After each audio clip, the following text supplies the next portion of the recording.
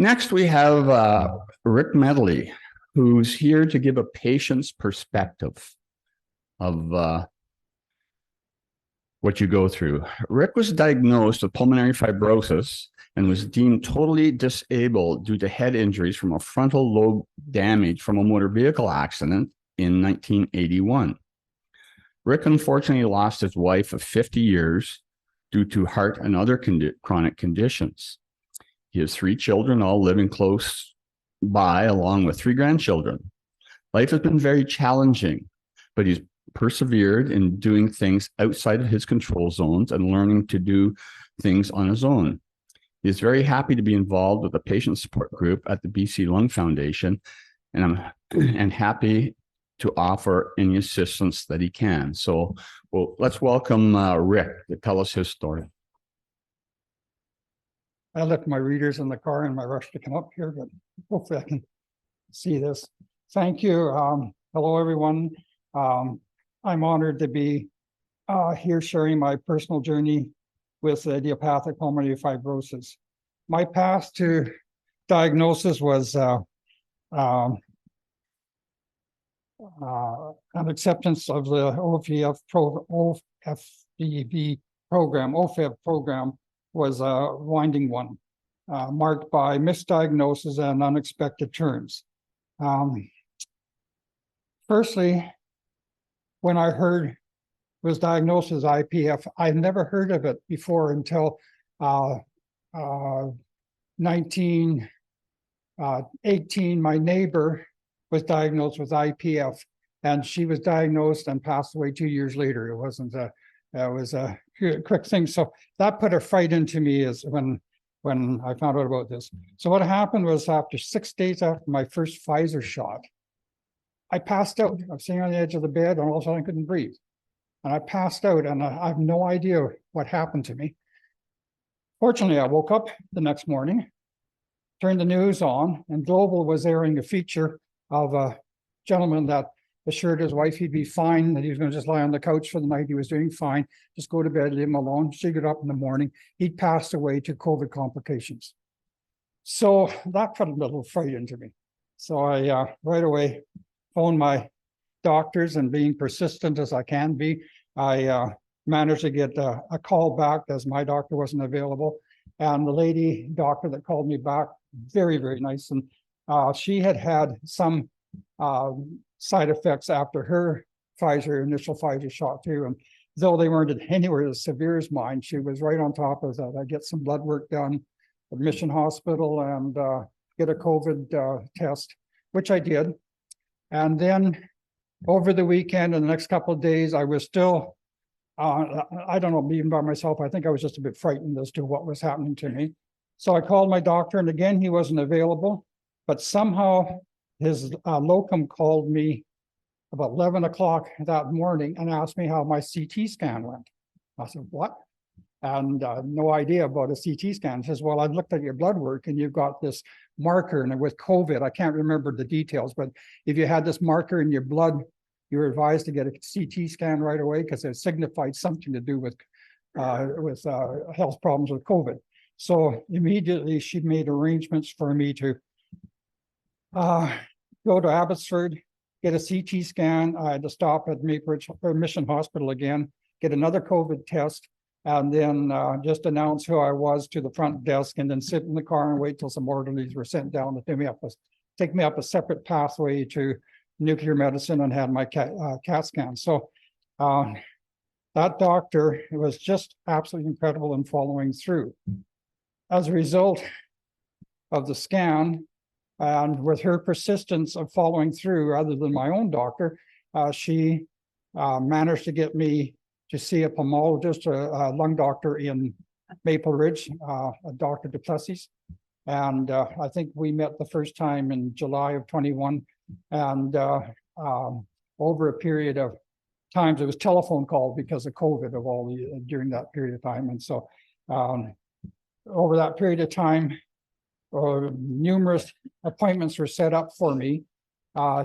He indicated some kind of pulmonary problems, but he wasn't certain what it might be. So he didn't give me a diagnosis of IPF at that time, but wanted to have this testing done. And I think I went to about 6 different ISTs, neurologists, cardiologists, all rheumatologists, all the different ISTs. And my understanding is they was referring me to OFEV program, and they had to have, I think it was 5 or 6 of these different ISTs to collaborate whatever my issue was. So finally, in about November or so of 21, he talked to myself and my daughter and gave me the news that I did have IPF, and then we just had numerous trips for lung testing and what have you. And in the main, I was feeling not too badly. But over the years, I'd gone to the doctors when I was doing hard labor or moving cedar trees or things like that. And I had problems with shortness of breath. And I thought it might be allergies due to the hard landscaping and things I was doing. So they gave me puffers and what have you. And one doctor did send me in for a breathing test, but he then closed his business and moved out of town. And I never did get the results of that test. So when all this research was done, they found that there was a suspicion of some kind of COPD, but that's the first time I'd ever heard of any of this. So it was just an unfortunate period of time during COVID that all this thing arose, and then trying to get the follow through took a long time. I was accepted into the OFEV program, and besides some of the other things that I faced, shortness of breath, going up hills and stairs and what have you, the biggest thing was getting onto the OFEV medication and some of the side effects with that. And that even today still rears its ugly head. You think you're watching your diet really well and taking your Imodium and your psyllium and all that kind of stuff, and out of nowhere, without any warning, you can still have accidents. And it just is it's an embarrassing thing. But living on my own, most of those take place in my own suite, and if not, I've been very fortunate where they've happened. That people have been understanding, and in any case, it's quite something. The alternative, though, is I understand is my disease would progress much more rapidly than what it's doing. So I prefer to wake up every day and see what my grandchildren are up to, and just, hang in there as long as I can. If it weren't for the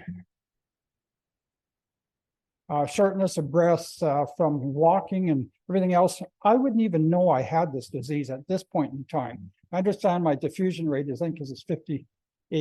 So I have no idea what that means. And I'm looking forward to later in the program on some of these things, what numbers mean and that. But I play saxophone. And when my wife became very ill and was in hospice in the hospital, I brought the tenor sax up and played in the washrooms quietly. And the nurses said, "You've got to come out and see this." And you could just see her face beaming. I was playing hymns quietly, and with that happening, I had my saxes sent over to Victoria for refurbishing, because I really hadn't played them for maybe 20 years. And then my brother-in-law played piano. I played saxophone at her funeral and that. And since then, I played at the Cedar care home, which is next to the Mission Hospital.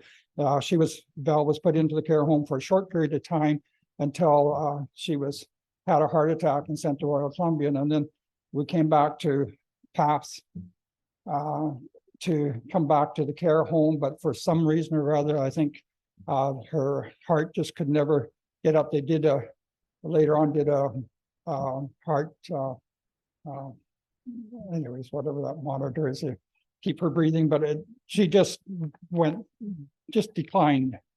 So, but even so, I've carried on just doing what I do, and I play in the MAC, the Mission Arts Council Wind Ensemble, and I play in the Cascadia Wind Ensemble of Abbotsford, and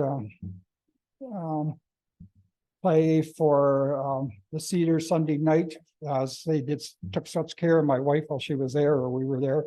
And I think that's attributed to me to do as well as I do. It's been playing my saxophone very regularly, and I don't know if it's years of learning diaphragm breathing or what, but it's given me some kind of hope. So as I say, there's some days I really don't know that I have an issue. But when I start working strenuously a bit, I just slow down what I'm doing, sit down, have a rest. I was accepted into the oxygen program, but found I very seldom ever need to use my concentrator at this point in time because I just feel a little winded to sit down. So it's been a crazy journey. I don't know what's in store for me. That's why I'm looking so forward to today to find out what happens next and digest what these numbers are. And I hope that I'm able to help and assist as much as I can with the BC Lung Foundation, because they have been absolutely super supportive of my journey to this date. And I'd like to give back whatever I can for as long as I can. Thank you very much. That's about all I have to say.